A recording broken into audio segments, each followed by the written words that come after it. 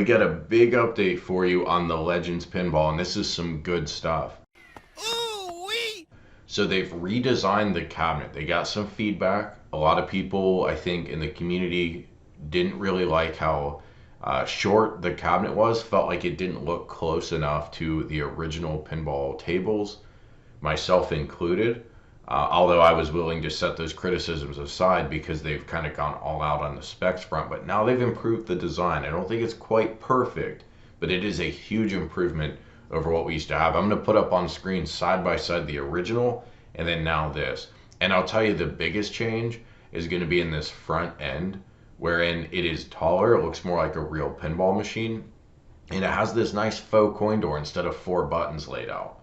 They've also moved the plunger a little bit to be closer to the top right, so to be where really it probably should have been all along. But look at this machine. I mean, it looks a lot nicer than what we saw before. A lot nicer.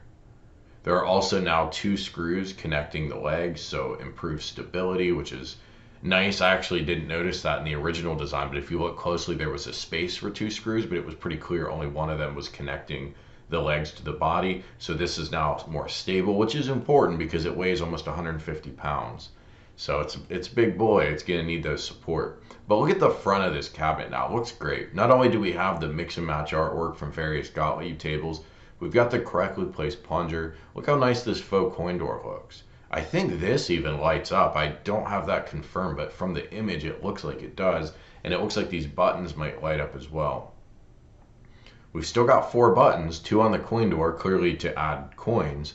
And then we've got these 2 buttons here for navigating things. Also, the D-pad has been moved. I gotta tell you guys, in the original design, I didn't notice the D-pad.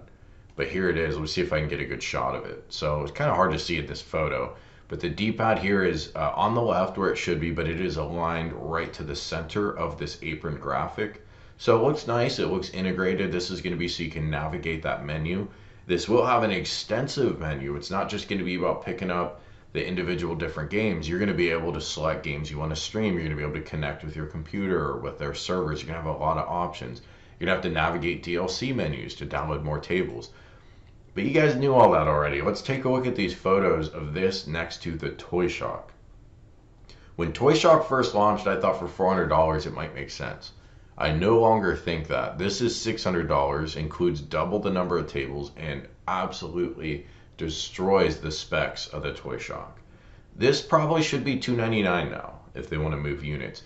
So anyway, the Legends Pinball has that nice light up marquee.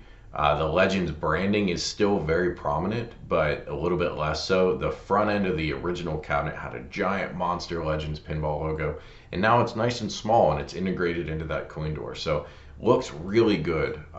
Big tip of the cap to AtGames for being able to revamp their design so quickly. I have no idea how they're going to get these things out to retail and production after having just redesigned it. But whatever, even if it, maybe there aren't as many available this winter as there were going to be originally. I don't know that for sure. I'm just kind of speculating. But even if that is the case, I think it's always worth it to take your time and design this thing correctly. The design was the place where the Arcade 1-Up model defeated the AtGames most prominently, and they fixed that. I mean, this cabinet looks really good. Now, there are other reasons you might want to buy one over the other. I'm not going to go through all of that in this video, but I did want to give you guys a nice in-depth look at the design. Look at that 1080p display. By the way, I'm going to show you some footage of the black glass animating, but it is also lit up permanently up top with the logo. I would hope they're going to give us the ability to swap these out so we could get, like, if this was a Gottlieb logo, for example, I think that would be nice.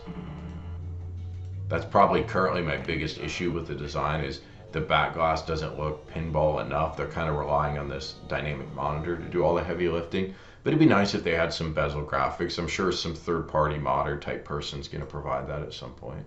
But that's what we got here. Now let's take a look at the changes. So obviously the body is taller than it was. Also, the legs screw into the body with 2 screws now. Before it was only 1. It looked like it was 2, but if you look closely, it was actually only 1 that was connecting the legs to the body. I imagine this improves stability a great deal, and this is going to weigh almost 150 pounds, so that's a big deal. The faux coin door is probably the biggest aesthetic change aside from just making it overall taller. They did relocate the D-pad to a better place, and overall, the cabinet looks really good. They also moved the plunger so it's in a more original location. Let me know what you guys think in the comments. Does this move the needle for you? I think it does for me. This looks like a much more compelling piece of kit that you're going to have in your room. Because again, I've always said pinballs are as much about the gameplay as they are about having a good looking piece in your house. Even more so, I think, than arcade games. Pinball machines themselves are art, you could argue. And this looks a lot closer to original pinball machines than what they were showing us before with their original design. Let me know what you think below. Hit that like button if you've enjoyed the video, and I'll talk to you guys soon. Hey, consider hitting that join button to support the channel, and thanks so much for watching.